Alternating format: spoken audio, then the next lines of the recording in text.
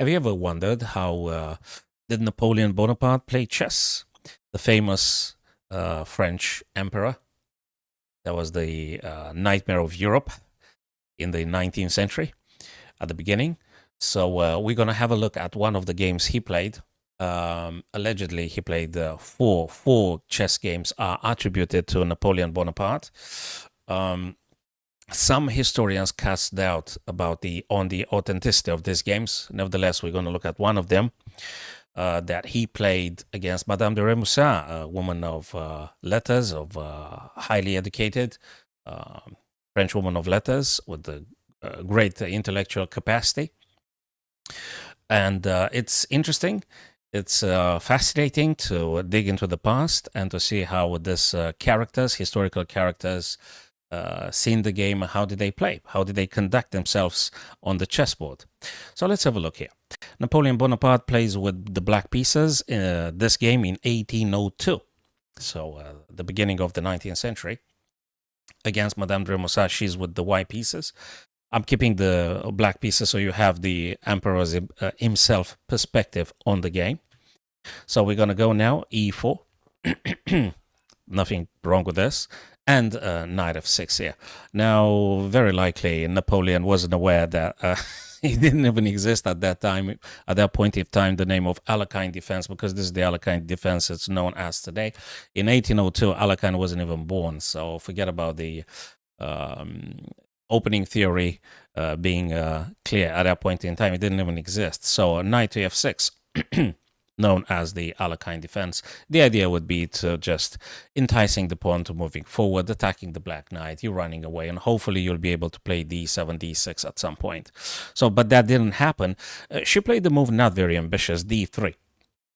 Only d3 here. Then again, you gotta attack that black knight. So only d3 being played. e5 by Napoleon and f4. Now that already means something good here for white, because if it happens for black to capture on f4, you're going to take back with the bishop here, and you're enjoying all the center. You're enjoying a very powerful diagonal here. You will soon be playing knight to f3, and it looks incredibly good. And knight c3, just normal developing moves, and white is doing incredibly well. But that's not what happens. Obviously, you don't want to help your opponent. So Napoleon played knight to c6, reinforcing the pawn on e5. There's nothing wrong in case they were attacked, which it did happen for white to take, and he took back. And knight to c3 played by Remusat here, which is great. Absolutely, you're developing. Nothing wrong with that. And now Napoleon played a blunder. Can I say that? Napoleon played the blunder.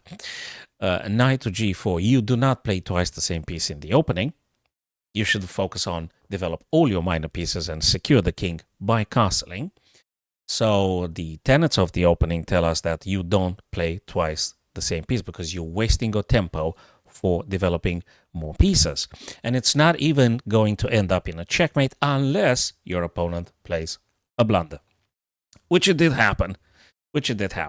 So a very good move, by the way. d4 is a very good move. Okay, so that's already a central move. White is supposed to be winning at this stage. It doesn't matter what black chooses to play. Now, Napoleon goes very quickly. He wants to checkmate Madame de Remusat on f2. Queen and the knight. You probably guys noticed this, right? And now g3, there's nothing wrong with this particularly. g3 just cuts off the queen, sends them away, kicks off the queen now, which has to move away. And now she panicked. Important thing in chess, guys, unless you play bullet and heck knows what's going on the board. So if you're not doing bullet chess, and if you're playing rapid or classical chess, try not to succumb to your emotions, okay? And if something very, very tactical takes place, settle down, look at the position, make sure you verify as much as you can, and then go with the right stuff to play. Just don't panic, if you can. I know easier said than done, right? Okay, so now queen to f6 still maintains the threat of a checkmate on f2. To which, even if you consider moves like modest moves, let's call them queen d2, queen to e2, and you're still able to provide double defense for this guy here. So that won't be a problem for the square f2, I mean. But there is a stronger move. It's a perfect move, which would be bishop to f4, which she didn't play. Bishop f4, naturally getting bishop from the back row, developing. stopping queen from reaching f2. What could be more beautiful than this here? And white is in a tremendous advantage at this point if she were to just play that, but she didn't. And now if you tell me, yeah, but can I just save one of my knights? Well, if you decide to play knight c6 or knight g6, don't forget that the knight on g4 is practically hanging. It is absolutely hanging. So there's just nothing for black to play here. Napoleon would have lost the game. And if you tell me, yeah, but can I just hit them back? Can I hit them back with a move like g5? You kind of can, but probably you lost sight of the fact that knight can jump over to d5 also, attacking queen, attacking c7, and it's just so many problems for black at this stage here, and you won't be able to survive. You absolutely won't be able to survive with black. Let's just consider knight d5. Where are you going to move with the queen? This guy is attacked, knight is attacked, queen is attacked. So if this were to happen, Napoleon would have been just simply crushed at this game here. I don't know. I don't have any good moves here. And if you dream about playing queen to e4 to check and fork and things, queen to e2, I already got a piece from you, mind you. If you go for this kind of stuff, we got a bishop f6 here, discover check. I don't know what you're playing because it's checkmate next move. Even if you block here, I don't even bother taking your knight. I just execute the black king just like this, checkmate. So that's not what happened. But if it were to happen, this kind of tactics definitely would have finished off Napoleon here. At this game of chess, that is. So that's not what happened. Unfortunately, Madame de Remusat didn't analyze the bishop f4, so she played probably out of panic the knight h3, which already invites now black to a series of tacticalities which would just simply win.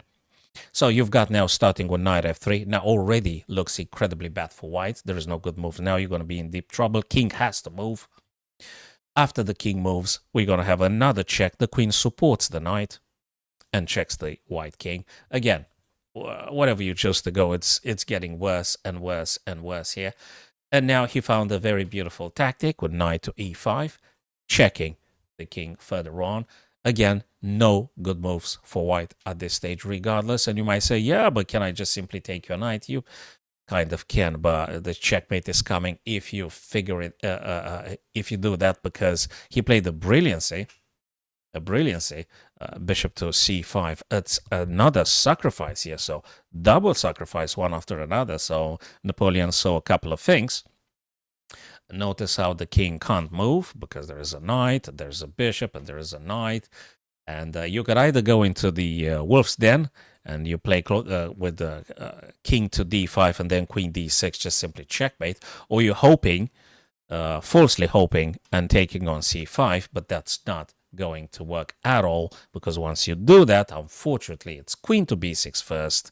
Again, can't play and can't move, can't play and can't go. There is only one square, which will be addressed exactly in the same fashion with queen to d6 and checkmate. So that's one game attributed to Napoleon Bonaparte, allegedly played in 1802 in Paris, France, in between Madame de Remusat and Napoleon Bonaparte. And there was a king's pawn opening, Leonardi's variation. And I hope you guys enjoyed it. Subscribe to this channel, follow me on my live streams, and maybe we could look at the other three attributed games to Napoleon, and we can discuss them. Thank you for watching this video, my friends. See you soon.